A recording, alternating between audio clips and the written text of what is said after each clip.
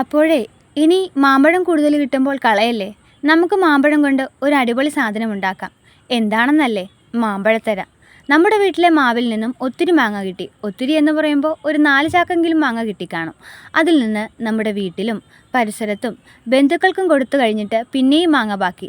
അപ്പോഴാണ് വിചാരിച്ചത് മാങ്ങാത്തര ഉണ്ടാക്കാമെന്ന്. എനിക്ക് കഴിഞ്ഞ വർഷം കുറച്ച് മാങ്ങ കിട്ടിയപ്പോൾ ഞാൻ ഒരു പ്രാവശ്യം മാങ്ങാത്തര ഉണ്ടാക്കിയിരുന്നു. അതിൻ്റെ പരിചയം കൊണ്ടും യൂട്യൂബിൽ നിന്ന് വീഡിയോ നോക്കി ഇത്തവണ കുറച്ച് കൂടുതൽ മാങ്ങ കൊണ്ട് തന്നെ മാങ്ങാത്തര ഉണ്ടാക്കാമെന്ന് വിചാരിച്ചു. നോക്കിയപ്പോൾ നല്ല വെയിലുമുണ്ട്.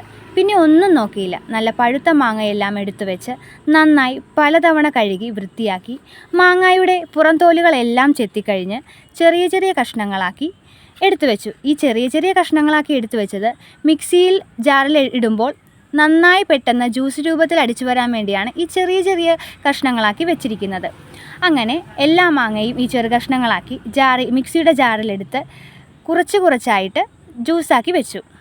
ജ്യൂസ് എന്ന് പറയുമ്പോൾ ഒരു ടിന്ന് നിറയെ ഏകദേശം ഒരു 10-15 കിലോ മാങ്ങയെങ്കിലും ഉണ്ടാകുവേ.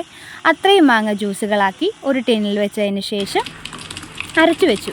അതിനുശേഷം ഗ്യാസ് കത്തിച്ച് ഒരു വലിയ ഉരുളി, നമ്മുടെ മാങ്ങയെല്ലാം കൊള്ളണ്ടേ, അതിനു വേണ്ടി വലിയൊരു ഉരുളി എടുത്ത് വെച്ച് ഉരുളി ചൂടായതിന് ശേഷം ഈ മാങ്ങാ ജ്യൂസ് ഒഴിച്ച് നന്നായി കൈവിടാതെ ഇളക്കിക്കൊണ്ടിരുന്നു.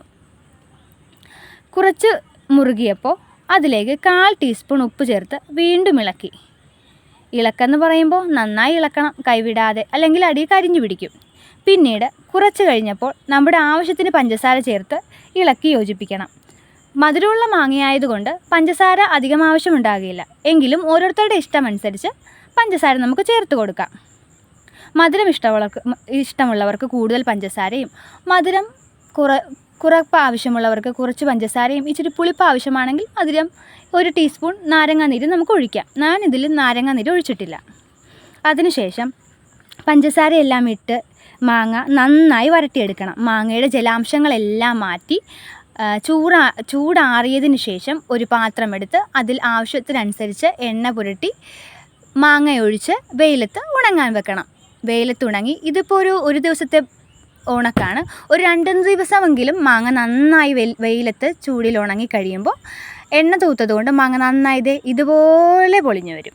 ഊരി വന്ന് നമ്മളെല്ലാ മാങ്ങകളും ഓരോരോ പ്ലേറ്റിൽ നിന്ന് എടുത്ത് കത്രികകൾ കൊണ്ട് പല പല ഷേപ്പുകളാക്കി നമ്മുടെ പാത്രത്തിൽ ഇങ്ങനെ വെച്ചുകൊണ്ടിരിക്കുകയാണ്.